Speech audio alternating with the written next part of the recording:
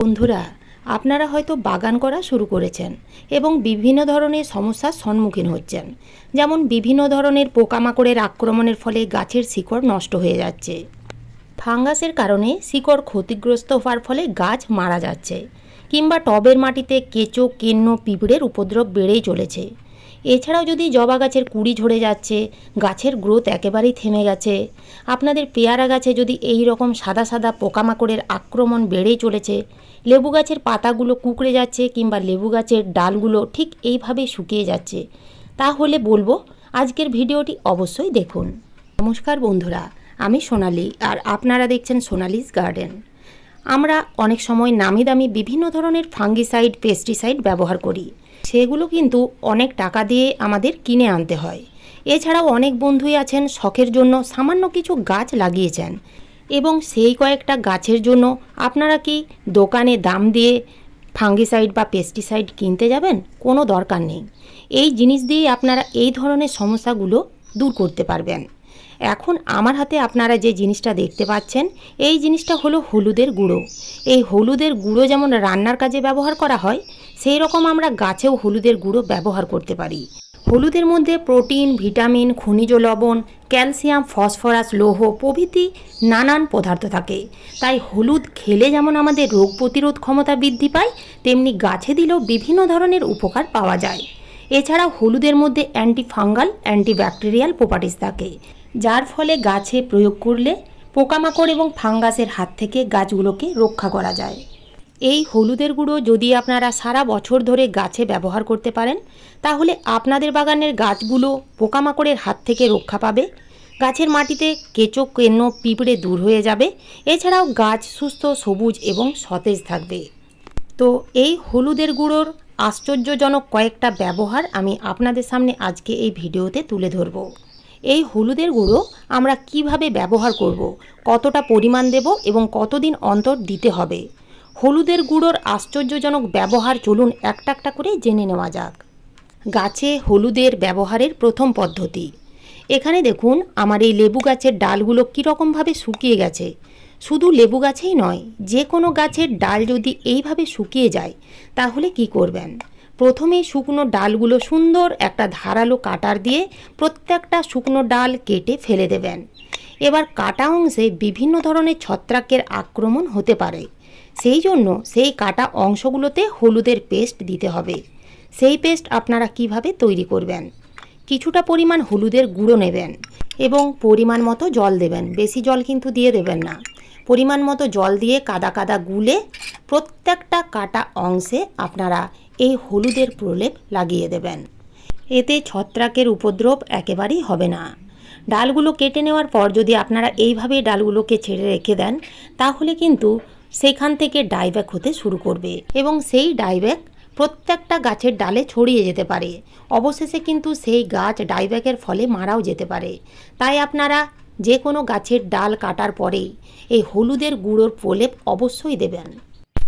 গাছে হলুদ গুঁড়োর ব্যবহারের দ্বিতীয় পদ্ধতি। বন্ধুরা, আপনারা এখানে দেখতেই পাচ্ছেন ছোট্ট ছোট্ট দুটো জবা গাছ কি সুন্দর বড় হচ্ছে। এগুলো আমি কিন্তু কাটিং থেকেই বড় করেছি। এই গাছটিতে দেখুন বেশ কিছু পোকামাকড়ের আক্রমণ দেখা দিয়েছে। এই পোকামাকড়ের আক্রমণের ফলে গাছকে বাড়তে দেবে না এবং গাছে কুঁড়ি এলেও সেই কুঁড়িগুলো কিন্তু ঝরে যাবে। তো এর হাত থেকে রক্ষা পেতে আমরা হলুদের গুঁড়ো ব্যবহার করতে পারি। আমরা প্রত্যেকটা গাছে এই রকম হলুদের গুঁড়ো ছড়িয়ে দিতে পারি, এতে কিন্তু পোকামাকড় দূর হয়ে যাবে। প্রত্যেকটা গাছেই আপনারা এই কাজটি করতে পারেন। কিছুদিনের মধ্যেই দেখবেন খুব সুন্দর একটা রেজাল্ট দেখতে পাবেন। হলুদের গুঁড়োর ব্যবহারের তৃতীয় পদ্ধতি। বন্ধুরা, এই হলুদের গুঁড়ো আপনারা আরেকভাবেও ব্যবহার করতে পারবেন।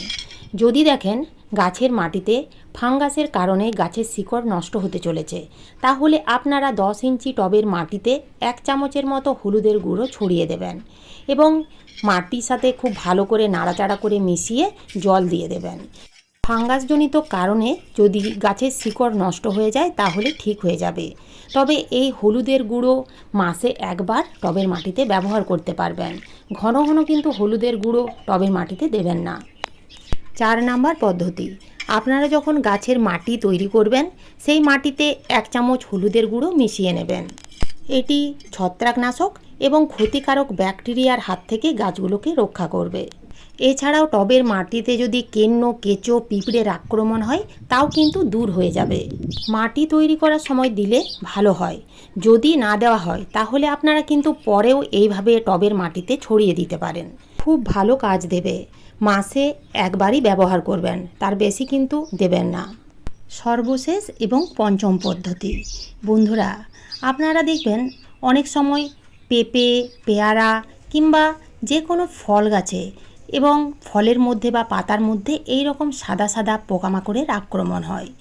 এই সাদা সাদা পাউডারের মতো পোকাগুলোর নাম হচ্ছে পাউডারি মিলডিউ। এর সাথে সাথে মিলিবাগের উপদ্রবও বাড়তে থাকে। এগুলো আপনারা দেখতেই পাচ্ছেন। এই পোকার উপদ্রবের ফলে গাছের মধ্যে কিন্তু পিঁপড়েরা আনাগোনা শুরু করে দিয়েছে।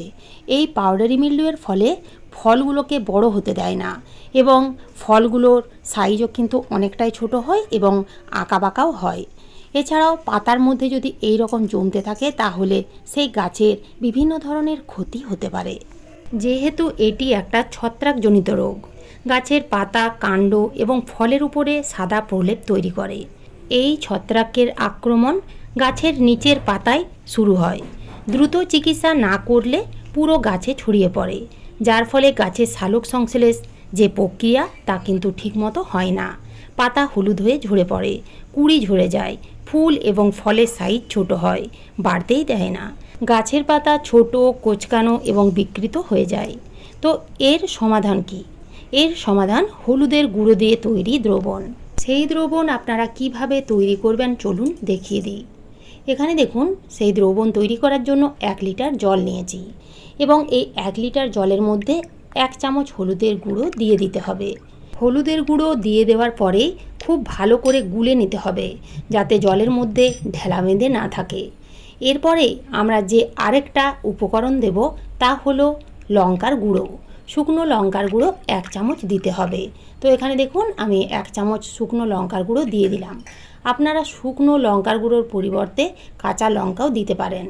তো সেক্ষেত্রে যেন লঙ্কা ঝাল হয়, ঝাল না হলে কিন্তু সেরকমভাবে কাজ হবে না। এরপরে আপনাদের আরেকটা যে উপকরণ নিতে হবে তা হলো ডিটারজেন্ট পাউডার।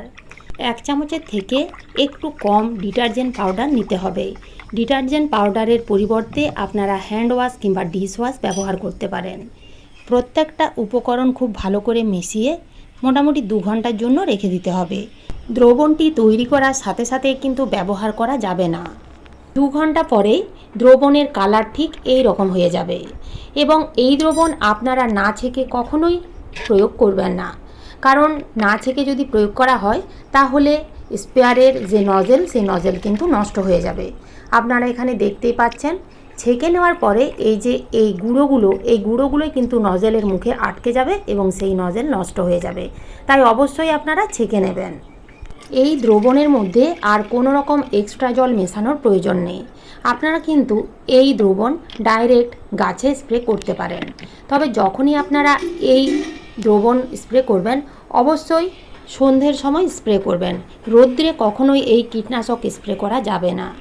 এই দ্রবণ আপনারা 10 দিন অন্তর প্রত্যেকটা গাছে স্প্রে করতে পারবেন। একদিকে যেমন ছত্রাকনাশক হিসেবে কাজ করবে, অন্যদিকে তেমনি কীটনাশক হিসেবেও খুব ভালো কাজ দেবে।